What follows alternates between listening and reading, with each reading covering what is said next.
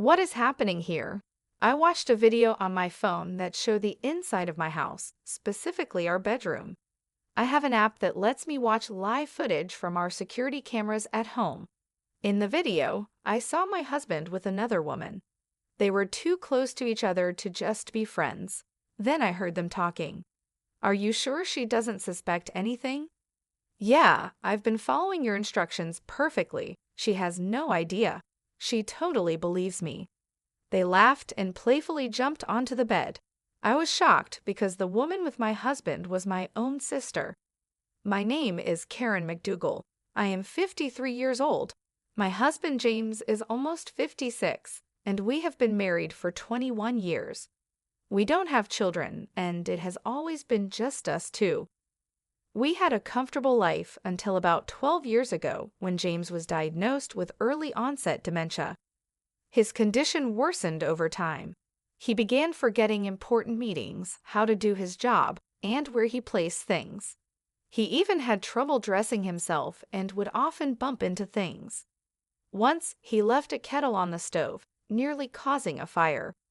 So James and I sought advice from my sister, Nicole, who runs a care home.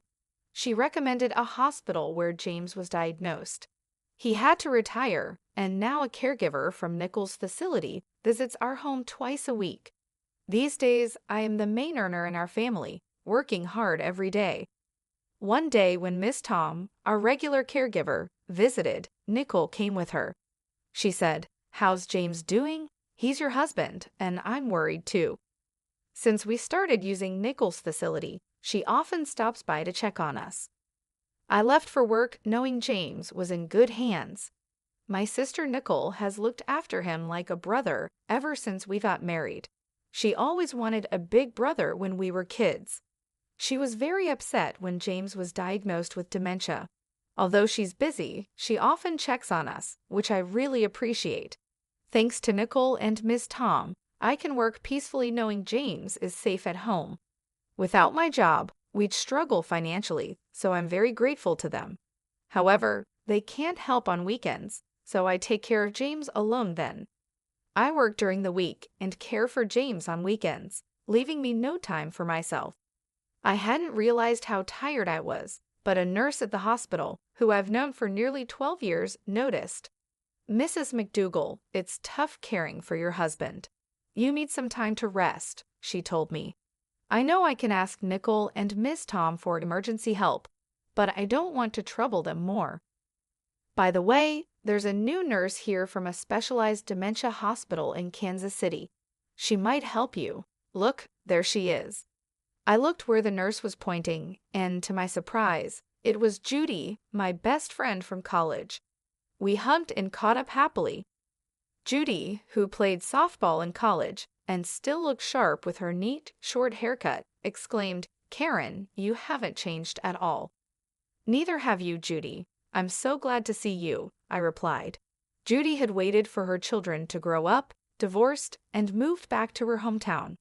"Let me know when you're free for coffee," she suggested. Just then, James came out in his wheelchair after his tests. "This is my husband James," I introduced him. "It feels like it's been forever since our wedding." "Yes, it has been a long time," I replied to Judy, my friend from college. As she bent down to look James in the eyes, he was sitting in his wheelchair. Judy paused, looking a bit unsure. "Oh, sorry, James. We met at your wedding, right?" she asked. James smiled at her and replied, "Is that so? I'm looking forward to your future care. Thank you in advance." Judy seemed to have a thoughtful look as she observed James. Noticing my confused expression, she stood up smiling. "I've taken care of many patients like your husband, so I might be able to offer some advice. I think I can help, so feel free to ask." "Yeah, I'll definitely rely on you. Thanks, Judy," I said. We said goodbye to each other after that. Over the next few months, I ran into Judy a few times, like when I went to pick up James's medicine or when his health got worse. Each time, Judy looked at me with concern, but I pretended not to notice and just shrugged it off. A few months after reuniting with Judy, James and I went to the hospital together. As James was called in for his checkup, I heard someone call, "Karen." It was Judy, looking serious. "Is something wrong?" I asked. "Your husband James just went in for his examination. Do you have a moment?" Judy asked. "Sure, I guess," I replied. Judy led me to a counseling room. "Karen, how is it taking care of James? Are you managing okay?" she inquired. "Thanks for asking," I said. I shared with Judy about James's recent health and how the constant caregiving was wearing me down. Judy listened intently, seeming concerned about my well-being. But then she started to say something surprising. "Actually, Karen," what she said next was hard to believe. About a week before we met again, Judy told me she was shopping in town when she saw Nickel with a man she recognized. Nickel introduced him as her boyfriend. Later, at the hospital, I realized the man was James, my husband. It was all very confusing. "Judy, that explains the strange look you had when we met," I said. Judy had seen Nickel and James together in town just a week before our meeting. However, James didn't seem to notice Judy. Back then, I looked different. I had long hair and wore glasses, which might be why he didn't recognize me. Judy also mentioned something else that bothered her.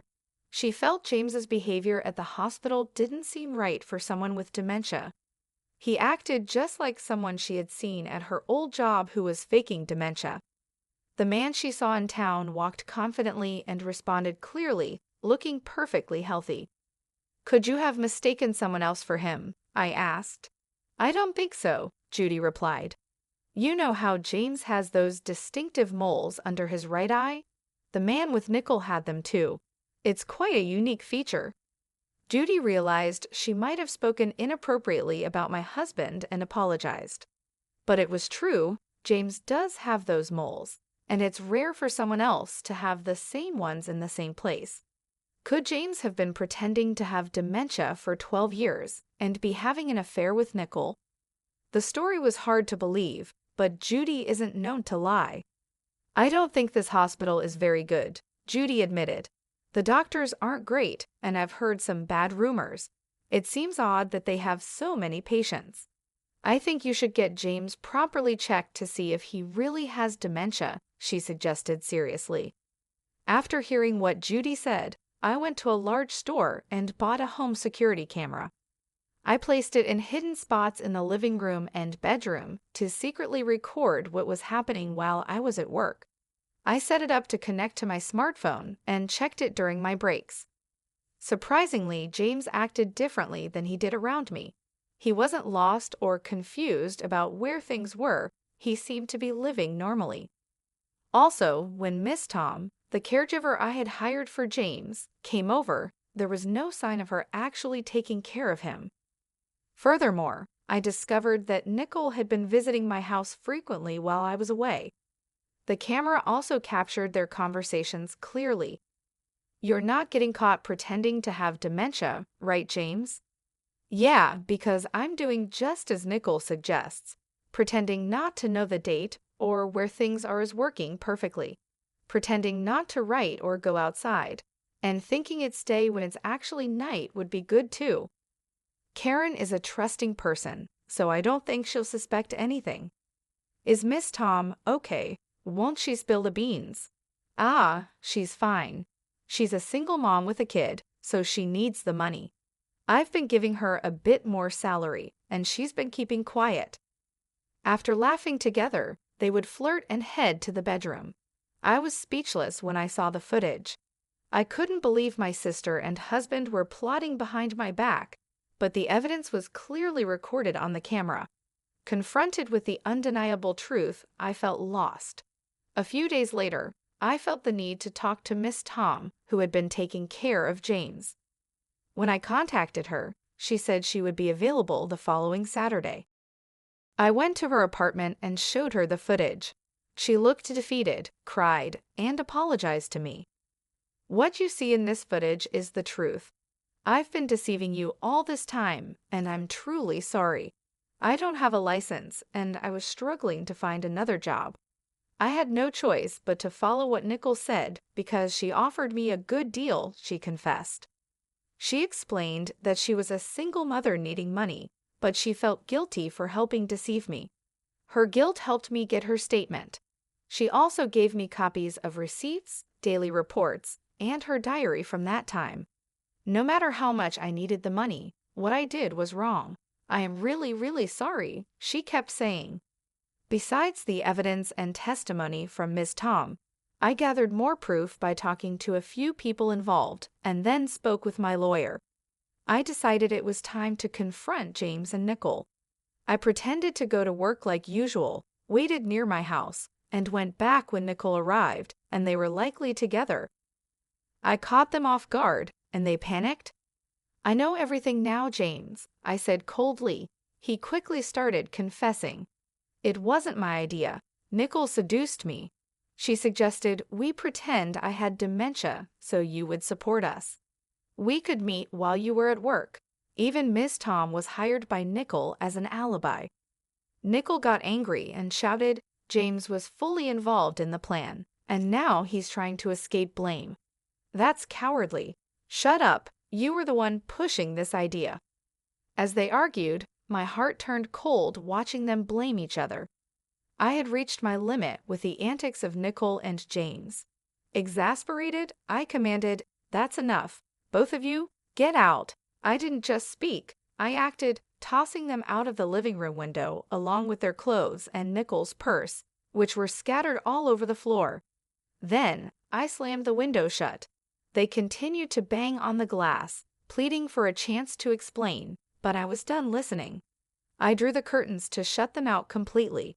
Their persistent banging prompted me to send a stern message via WhatsApp. Be quiet, or I'll call the police. Leave now. That silenced them. Over the next few days, they repeatedly came to my house and bombarded me with messages on WhatsApp, which was incredibly irritating. To escape the constant reminders of their betrayal, I decided to sell the house. Fortunately, I had the foresight to transfer the property into my name after James was diagnosed with dementia. Given his condition and retirement, he was no longer in a position to manage our finances, including the mortgage. This precaution proved wise, as I was able to sell the house for a good price and purchase an apartment with the funds I had discreetly saved over the years. Although I hadn't anticipated such a drastic turn of events, I was relieved that my past decisions had prepared me well. Consequently, I filed for divorce from James and pursued a division of our assets. It didn't matter whether he was financially capable of settling claims or not. This action was more about sending a clear message that what they had done to me was unforgivable and unforgettable. Post-divorce, I learned through the grapevine that James had remarried and was now living with Nicole in what used to be her house. However, their situation seemed far from ideal. It appeared that the initial thrill of their affair had worn off after marriage. Living together in the harsh light of day, they had to face the reality of their relationship, accept each other's flaws, and occasionally turn a blind eye to their irritations. I imagine this proved challenging for them, considering they had stepped into marriage in the aftermath of deceit. If they ever considered separation, it would not be straightforward. With both of their parents gone, and the house where James and I had lived already sold, James had no old home to return to. They had no other family to fall back on, leaving them to navigate their complex relationship alone. As for me, I couldn't care less about their difficulties. They had made their bed, and now they had to lie in it. After Miss Tom came forward with her revelations, the repercussions were swift and severe. Nicole's care facility had its license revoked and was subsequently shut down. It turned out that the facility was financially unstable. It hadn't been making enough profit to cover the loans taken out from the bank at its inception. Now, Nicole is burdened with a significant amount of debt. This seems like a fitting consequence for a sister who betrayed her own family by stealing her sister's husband. The doctor who issued the fake diagnosis for James also faced serious consequences following the exposure of his malpractice. His reputation was tarnished, and his professional misconduct led to a domino effect within his clinic. His staff, disillusioned and disappointed by their association with unethical practices, resigned one after another. Judy was among those who left, no longer able to support the deceitful operations. With his team dissolving, it became impossible for him to maintain his clinic, leading to its inevitable closure. This doctor had been involved in corrupt activities, accepting bribes from disreputable sources to produce false medical reports. He had issued such a report for James, falsely diagnosing him with dementia. In exchange for these reports, he received patient referrals from these unethical collaborators. This explained the influx of patients at his clinic despite his lack of skill and poor reputation. The revelation of these deceitful practices was a shocking discovery for me. It highlighted just how egregious some medical professionals could be, exploiting their authority and the trust placed in them for personal gain. However, this situation also forced me to confront a painful truth about myself. I had been overly trusting, taking my sister's and the doctor's word at face value without sufficient scrutiny. Judy often pointed out that my kindness and trust in others were excessive, and this ordeal confirmed her observations. This entire experience has been a sobering reminder of the importance of vigilance and the potential consequences of naivety. It has prompted me to reevaluate how I trust and the extent to which I should verify information, especially when it concerns the well-being of my loved ones. As painful as these lessons have been, they have instilled a more cautious approach to trusting others in my future interactions.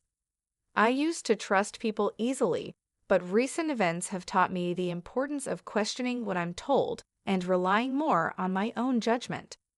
It's a difficult shift, considering my natural inclination to see the best in others, but it's become clear that being too trusting can lead to serious consequences. While I navigate these changes in how I approach relationships and information, it's reassuring to see familiar faces settling into new beginnings. Judy, a friend whose judgment and integrity I've always respected, has successfully transitioned to a new job at a large general hospital in a nearby town. Her extensive experience, especially her previous role in a prestigious Kansas City hospital, was highly valued, leading to quick acceptance and trust from her new colleagues. She's thriving in an environment that appreciates her skills and dedication, which brings me a great deal of joy knowing that she's finding fulfillment in her work. In a lovely turn of events, on Judy's recommendation, Miss Tom, who was entangled in the recent turmoil but showed remorse for her actions, has found a position at the same hospital, working in the cafeteria.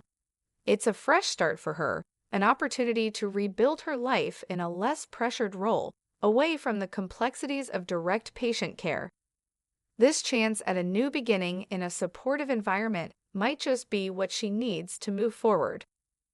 One of the brighter moments during these times has been the arrival of a new companion, a male miniature Dachshund puppy whom I brought home about a month ago. His joyful demeanor and playful antics are a constant source of comfort and delight after long, tiring days. Judy's affection for him is evident. Her eyes sparkle with joy every time she sees him frolicking with his favorite ball. While she insists that her frequent visits are purely to indulge in his cuteness, I know there's more to it. Judy is considerate and caring, often using her love for the puppy as an excuse to check on me, ensuring I'm not just coping but thriving despite the challenges I've faced.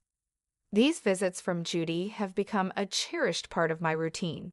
They remind me that life can still hold simple joys and genuine connections, even after profound loss.